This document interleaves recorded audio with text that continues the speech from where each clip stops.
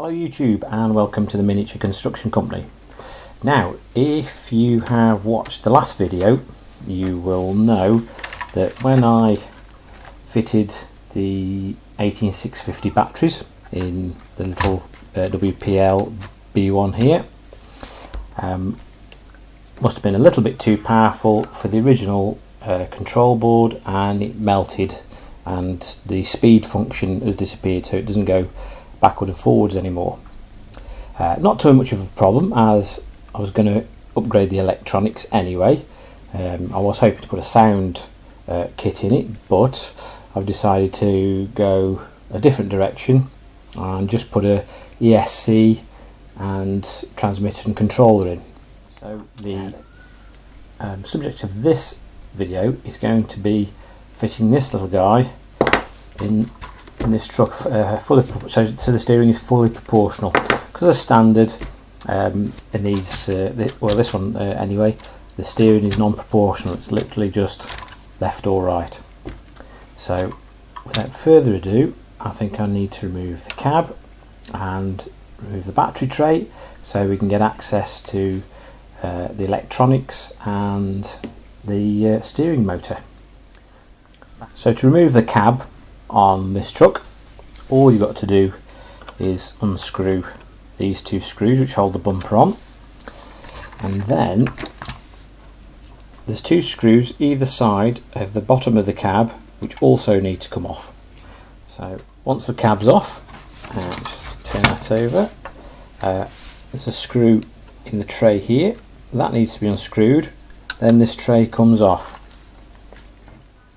Right, the battery tray's off, exposing the control board, so I've just got to undo this screw, which we'll do now.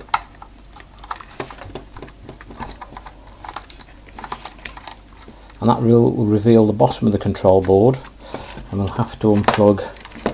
We don't need to make a note of this because we're actually swapping the electronics, so we can just unplug the battery and unplug the light, so we can we'll get the cab and the battery tray out of the way, and this then exposes the little servo motor that we need to remove.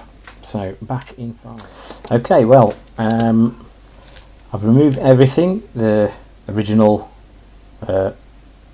non-proportional servo, which is just a little motor inside and a gearbox.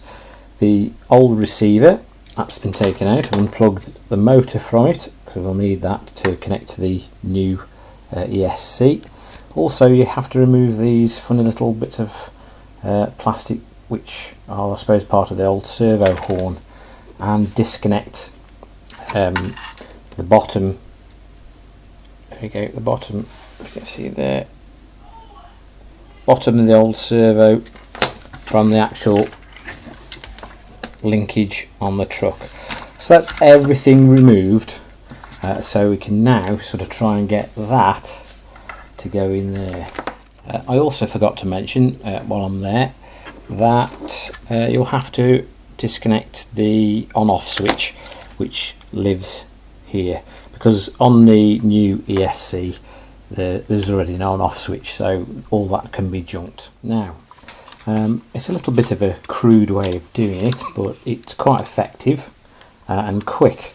I've used a hot soldering iron to cut out various portions of the original sort of servo tray, and I've cut it out in order for it to accept this new servo. I've also found that on the servos you need to trim these little bits of plastic off the side to make it fit. So like I say, it's a little bit crude, but it is quite effective. So that should be now a nice good snug fit in there. Now the only thing that's left to do is to secure the servo in there, and I use a bit of double-sided carpet tape to stick it in. It's really strong stuff, this, and it's very quick, simple, which I like, and just like I say, does a really good job of securing the servo in its new home. Right, all I've done is apply some carpet tape roughly to the bottom of the servo and inside the little mount where it lives. All you do is unpeel the backing, stick it together, and it forms a really strong bond. Okay, now that our servo is securely mounted in the car with the carpet tape, the last thing to do is actually connect the servo itself to the steering, and we do this by using one of the little arms that come in the kit. Generally, when you buy a servo, you generally get, you know, a little bag of bits with all different arms and screws and things in. I think from past experience I'm going to use this one and trim it down. So I'll remove 3 of the arms, screw it on, and we'll see what it looks like. Okay, now the steering arm has been trimmed. I just use a pair of wire cutters just to trim it up nice and quick. Once that's been done and the screw's been screwed in to the servo, all that's required is to attach the arm, servo arm, to the actual steering arm on the car, and you do this by screwing it with one of the screws included in the kit to the arm itself. Now, I don't know if you can see there. Yes, that's better. You just screw that through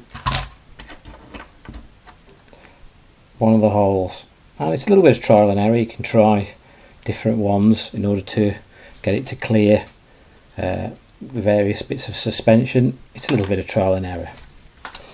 While worth noting, in this kit you get like a little rubber grommet, and I've used one of these grommets and one of these little brass collars and pushed it through the hole on the actual truck's through the actual truck's steering arm. So there's a little rubber grommet and collar in there just to stop it from compressing or getting too tight. Right, so that's pretty much all there is to it. It's quite a quick and simple job. Doesn't take long at all, probably took me about 20-30 minutes. So I'm now ready to fit the ESC and receiver to the new handset, but that's another video. As ever, if you found this of some use, please feel free to give it a thumbs up, and if you're feeling that way inclined, click the subscribe button at the bottom. Like I say, the next video I shall be fitting the receiver and the ESC, and then take it out for a blast to see what it's like. Thanks for watching.